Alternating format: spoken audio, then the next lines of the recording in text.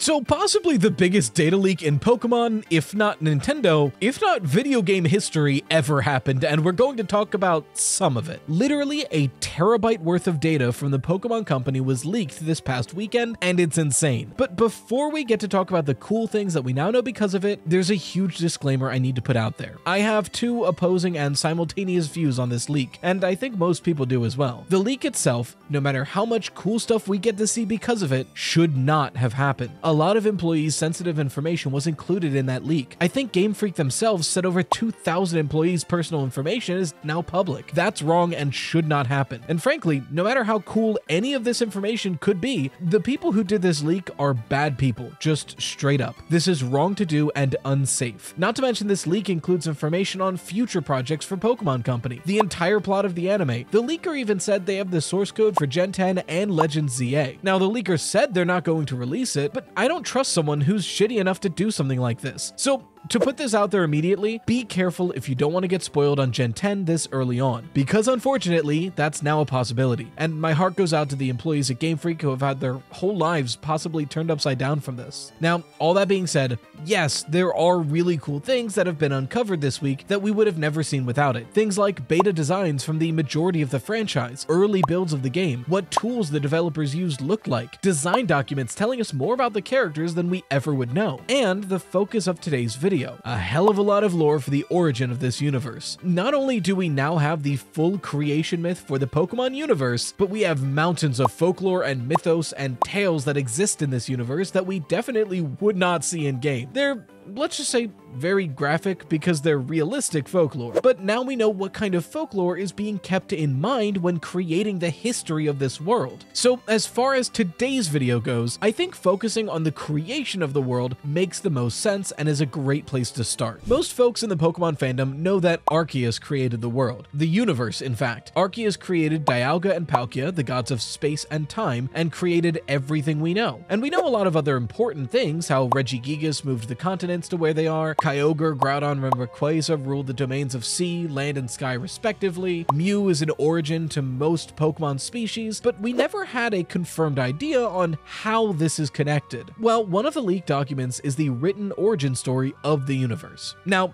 important notes to keep in mind before we go into this. There's two big caveats to this whole thing. One, it's technically unverified. It's been included with a lot of credible things, so it is likely real, but it's part of a leak, so take it as you will. Not to mention, this is an internal document. Even if this is the official document they use to base off the lore they write for the series, this is technically not the canon lore, because it is not within a game yet. This is just the internal document they're using and keeping in mind. And another point on top of all this, it's been translated and copy-pasted a few times, so some of the details might be off. Keep that in mind going into it. And one more note, a lot of the Pokemon names are either still in the original Japanese or code names we haven't seen before, so I've taken the liberty to change them to knowable Pokemon names, if there is one. There's a couple we haven't met yet. I think the best way to cover this is just to read it in full, and then we'll talk about what it might mean. So here is the written internal document for the origin story of the Pokemon universe.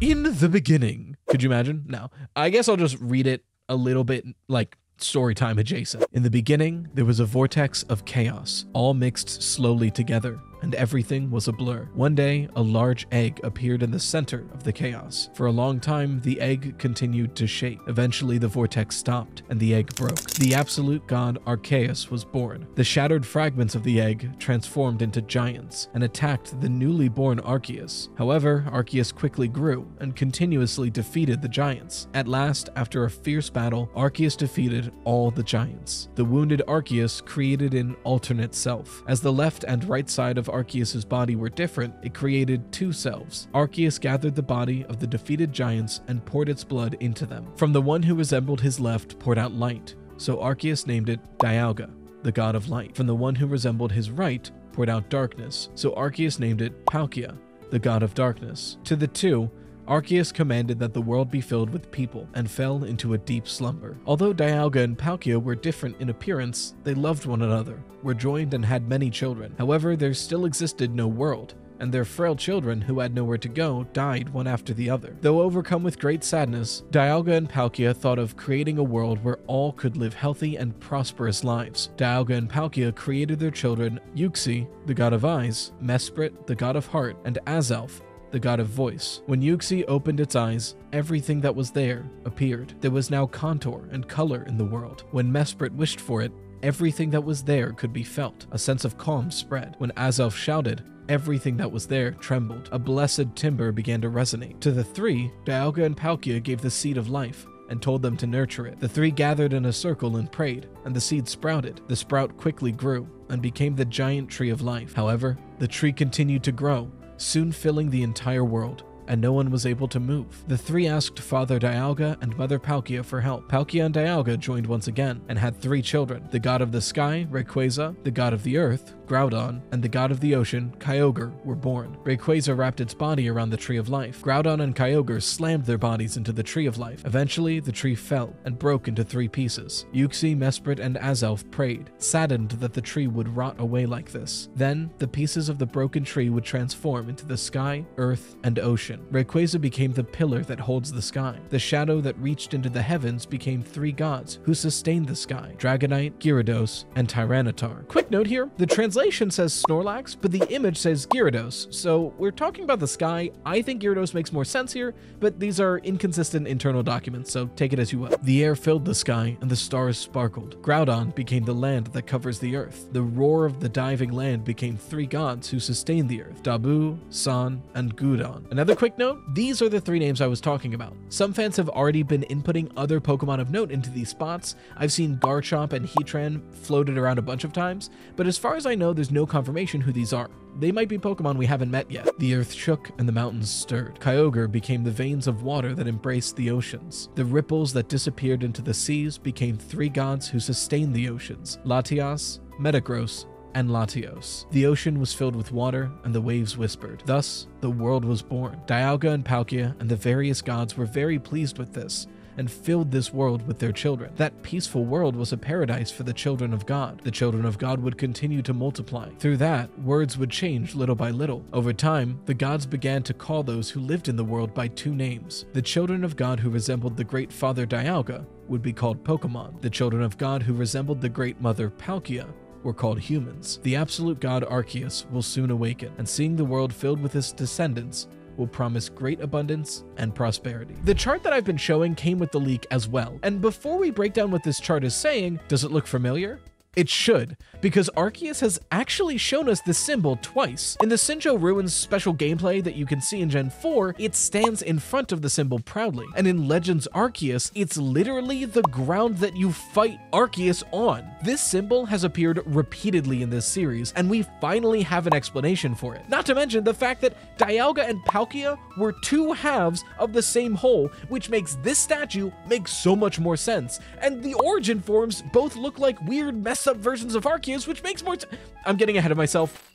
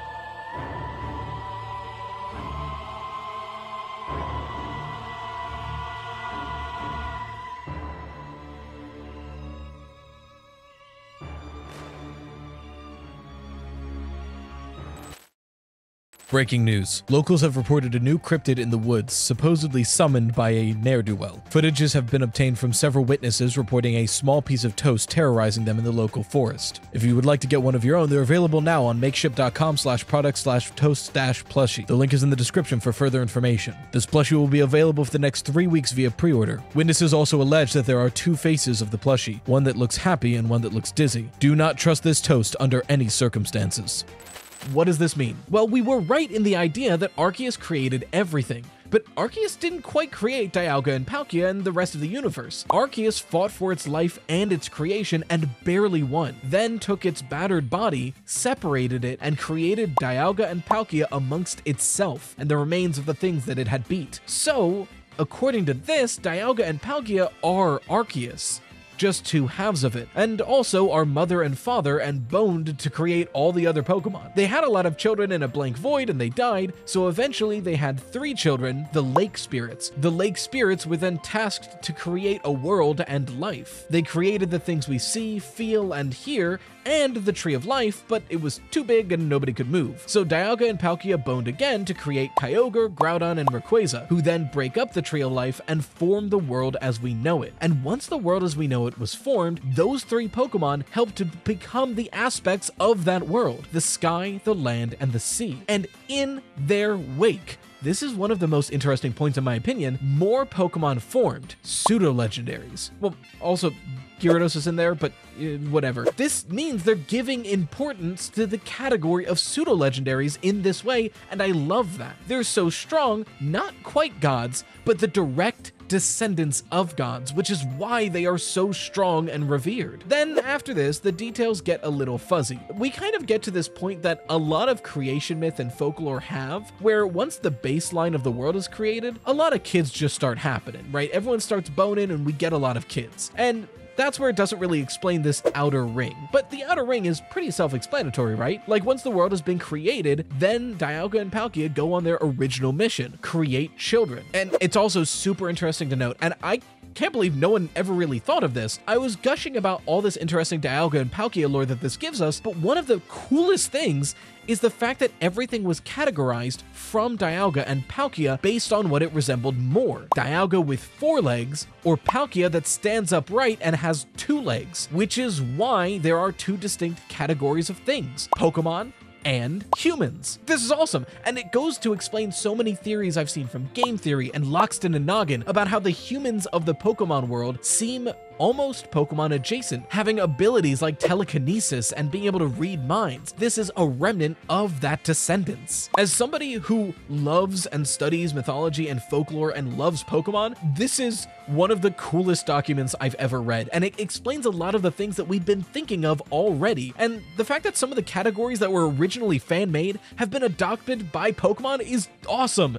And that's not even all the mythology we get here. Like I mentioned, we got mountains of mythos and folklore after the fact with the humans and Pokemon, but we are not going to cover that today. We're running out of time, but we're not quite done yet. I want to say this right now as fast as I can. I'll reiterate it when we cover the mythology that got uncovered in this leak, but I want to put this out here because I feel like a lot of y'all are not thinking critically about some of the mythology that's been put out there. I'm not going to sugarcoat it. A lot of the mythology in this leak is incredibly graphic, really fucked up, a lot of violence and non-consensual sex between humans and Pokemon. It's a really rough read. And because of this, a lot of you have been accusing Game Freak developers and writers of being like gooners and weirdos, and some people even accuse these guys of being closeted predators. That is ridiculous and honestly a little upsetting. Let me be very clear about this. These are internal documents that were never meant to see the light of day or be released in official Pokemon games. So the aspect of this is too graphic and fucked up for children to see, that doesn't matter. This wasn't meant for children to see. But more than that, this just tells me you haven't really read ancient mythology. What these stories show us is that Game Freak has taken incredible studied care into crafting a world and mythology that even though it will never see the light of day, they can ground the stories that do in it. So all the stories and history they make is grounded and connected to a real living world that we don't need to see. Because I'm gonna be super honest, the mythology here is really true to the ancient mythology of the real world. You know, Loki, your Tumblr sexy man from Marvel? Well, the god it's based off of Loki gifted Odin his steed, this horse. Where did Loki get this horse? Oh, well, he had sex with the horse, and the child that became of that is Odin's steed. Zeus is one of the most recognizable gods in all of mythology, and is possibly the biggest sex pest there ever was. You name an ist, he is one. Misogynist, rapist, the list goes on. He's a terrible person. Not to mention that every mythology is filled with violence. This is to say that folklore has always been like that, because these are stories from the oldest civilizations we have. And at that point, a lot of people were incredibly violent and not consensual. So no, it's not Game Freak being gooners and furries or whatever. This is telling us that Game Freak has built an internal mythology and a real living world that they are basing all of their stories out of. So the history is internally, universally consistent. That's all. And it's honestly really impressive how realistic it is. So much so that they could never use it in a game or anime. But like I said, that's all we'll cover for today. There is so much that could be said about this, and you could make hour-long videos covering some of it, but these videos on the second channel were meant to stay short. I wanted them to be like 8 to 10 minutes long because I only have so much time in the week. I'm still the only editor for all of my channels. So for now, we'll just leave the creation myth and its breakdown at that. Maybe we'll cover some of the mythology and folklore in later episodes, or maybe we'll cover some of the beta designs. I'd love to hear what you would want to see. Just a reminder to get your Toast character plushie, me. You can get me, and I can sit on your shelf and watch you sleep at night. Click the link in the description for that. You have about 3 weeks to get it if you didn't already during the pledge, so I hope you enjoy it. Make sure to go and watch last week's video. It helps out the channel a lot when you do so. I rank the best and worst Pokemon of each generation. But until next time, you've been watching Ride Toost. Of all the YouTube channels, it's the second one. Stay toasty, Slices.